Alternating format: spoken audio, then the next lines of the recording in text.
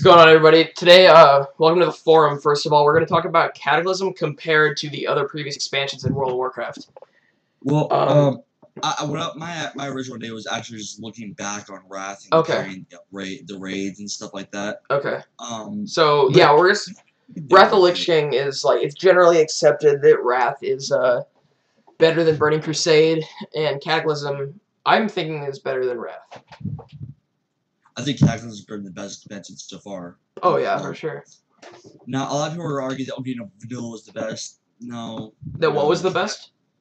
A lot of people argue that Cata was the best or BC was the best, and I think everybody generally agrees that Wrath blowed.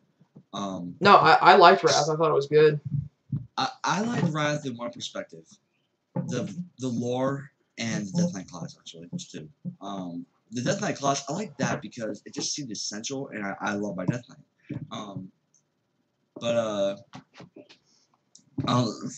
Let's start off in Nax, the Nax era. Of course, everybody remembers Nax from Vanilla, but hold on.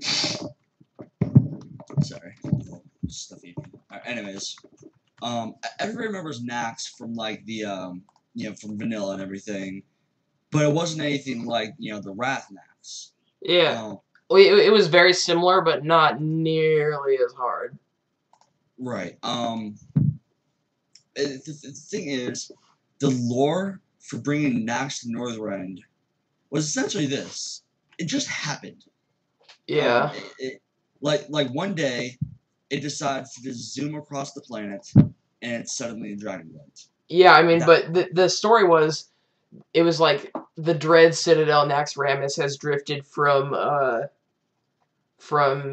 Eastern Kingdoms to Northrend and Dragonblight. It's just kind of like, all right, like, I mean, I'll do any content that comes out regardless of how stupid it may be.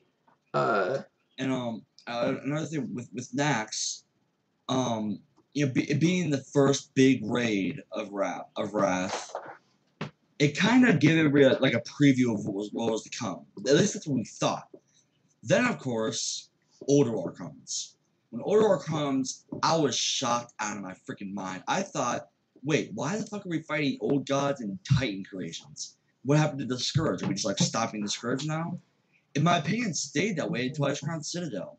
Between Ashcrown Citadel and Ulduar, we had Trial of the Crusader, and I was like, still for 2 patches now, like half a year now, we have just like taken away our attention from the Scourge. Well, I mean, what are you gonna do? I mean, Thorim, Freya, Mimiron, and Horde got kidnapped by Yogg. Like, what are you just gonna sit there and let that happen? It's like, all right, guys, yeah, we'll just go back and do that later. I mean, that needed to be taken before Nax was when you're questing, you go to Storm Peaks.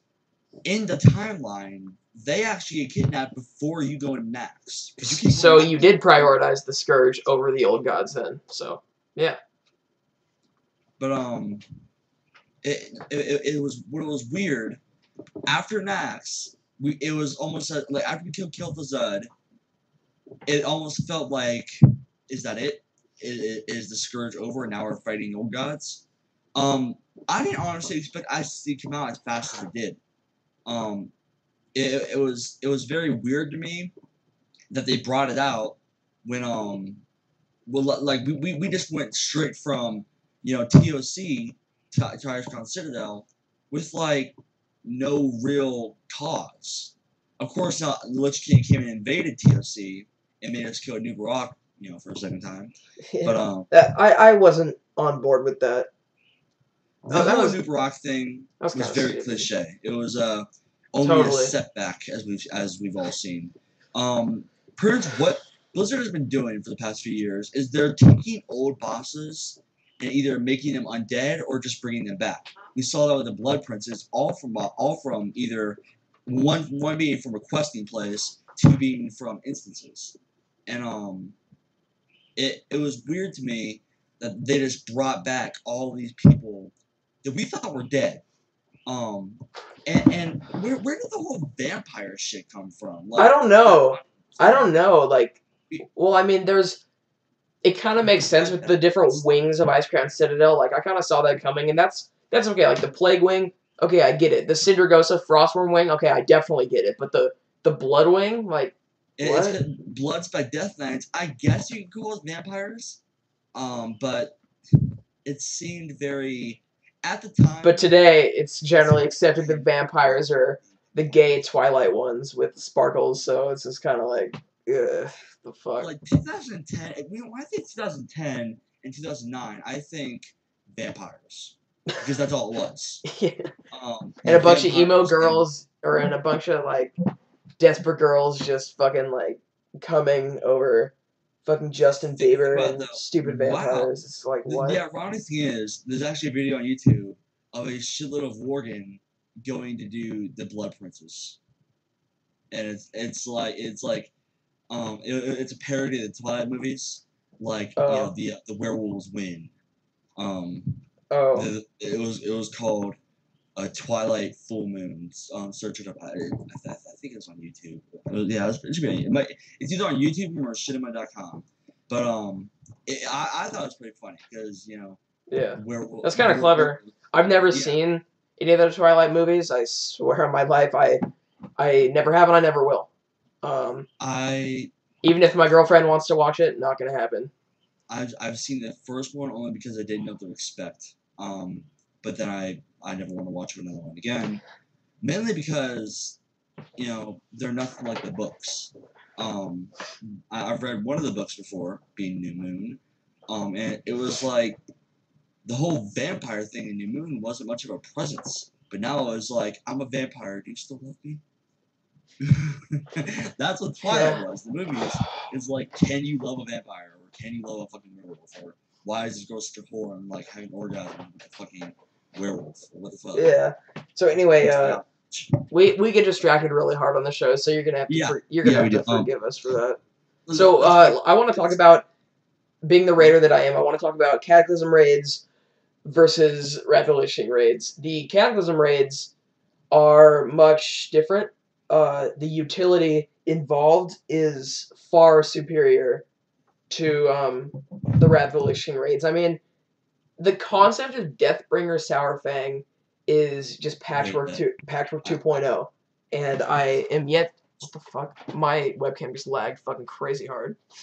So I'm yet to see a fight that is tank and spank besides Pit Lord Algaloth or Argo, whatever. He doesn't really matter. Alright, my webcam is like freaking right now, dude. I don't know what the fuck's happening. I need to exit WoW. I think that's what's doing it. Alright. The thing is with Wrath, we saw a lot of like the same shit, and the main thing that bothered me about Deathbringer Sourfang is the main thing that's bothered me about Garrosh Hellscream.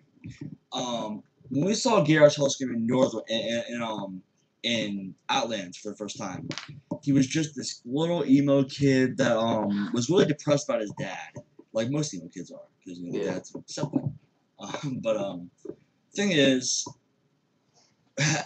Garrosh Hellscream, they took him in the right direction. They made him from this little dude with like 4,000 health, you know, just barely even a quest giver. Like he was just like this. He was a placeholder. He was a placeholder. That's it. That's kind of what he was, yeah. And then we brought him to Northrend in Boring Tundra, and that was, to me, that was like, wow, this guy's actually becoming something. That was great. And then came Icecrown Citadel. Then came Ulduar after Boring Tundra. He was in Ulduar? He was in the trailer for Ulduar, if you remember right. Oh. Remember, like, that, I think that was not with, everybody seems to believe that and at Ulduar, the Ulduar trailer is when Garrosh's hatred for the Alliance began. Actually, no, it was before Wrath. It was much before anything. Garrosh has always hated Draenei's. Draenei's have been Garrosh's, you know, he's put in a Garrosh, you know, homicide for his birthday since he was 2. You know, like, yeah. You know, he's a very tormented soul. He's a born killer. Yeah, and Draenei's being an Outland, he just grew to hate them more than most people because, you know, it's his belief. You know, his dad went under the blood curse for the demons, and the Draenei's had a lot to do with that, with the burning, with the what's it called, the Burning Legion. So that's one of the main reasons he hates the Draenei's a lot. And now I've seen them in Kalimdor, he's pissed off. And then of course came when they joined the Alliance. That really just made him hate the humans, the dwarves, the gnomes, the night elves. What the fuck else is there? A Worgen, whatever. Yeah. He doesn't really have to care for Worgen, but whatever. That's up to the Forsaken to deal with. Yeah.